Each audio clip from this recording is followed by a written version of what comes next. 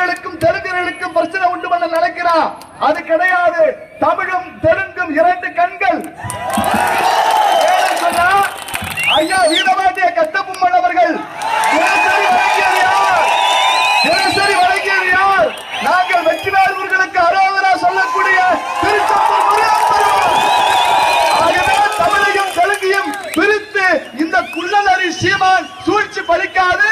இவன் கைது செய்யப்பட வேண்டும். சீமான் இந்த மாவட்டத்திற்கு நுழைய முடியாத சூழலை உருவாக்கி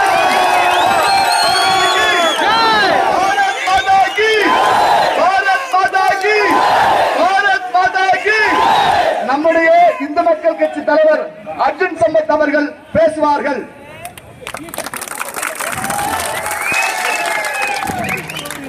அன்னை மாகாளியின் வடிவமாக, பராசக்தியின் வடிவமாக, மகா சரஸ்வதியின் வடிவமாக இருந்து என்னை ஈன்று இன்னமதூட்டி இமய முதல் ஈழம் வரை பறந்து விரிந்து கிடக்கின்ற என்னுயிர் தாய்நாடாம் பாரத மணித்திருநாட்டிற்கு என்னுடைய முதல் வணக்கத்தை காணிக்கையாக்குகிறேன்.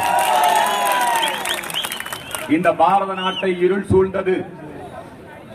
இருள் சூழ்ந்த பாரத நாடு. கோவில்கள் இடிக்கப்பட்டன. முகலாய படையெடுப்பில் பெண்களின் கப்பு சூறையாடப்பட்டது.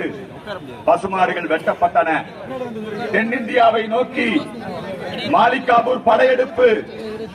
இந்த மதுரை மண்ணிலே வீரபாண்டியன் சுந்தரபாண்டியன் இருவருக்கும் சகோதர சண்டை.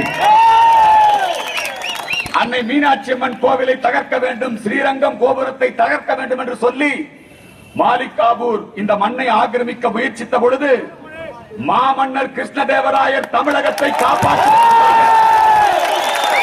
இந்து தர்மத்தை காப்பாற்றுவதற்காக இந்த பகுதியிலே வந்து நாயக்கர்களின் சாம்ராஜ்யத்தை தோற்றுவித்தார்.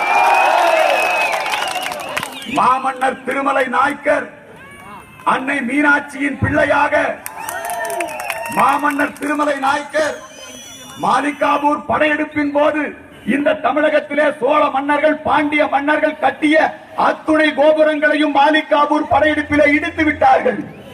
மன்னர் திருமலை நாயக்கர் தான் இந்த தமிழகத்திலே இப்போது இருக்கின்ற அத்துணை கோபுரங்களையும் கட்டினார். அந்த திருமலை நாயக்கரை தமிழ் மண்ணுக்கு அந்நியமானவர் என்று சொல்லக்கூடிய தைரியம் செபஸ்டியன் சீமானுக்கு எப்படி வந்தது? கவின் மலையாளம், கன்னடம், தெலுங்கு இவையெல்லாம் எங்கள் பாரத தாயின் மொழிகள். எங்கள் தர்மம் இந்து தர்மம். தமிழகத்திலே இந்த ஸ்ரீவில்லிபுத்தூரிலே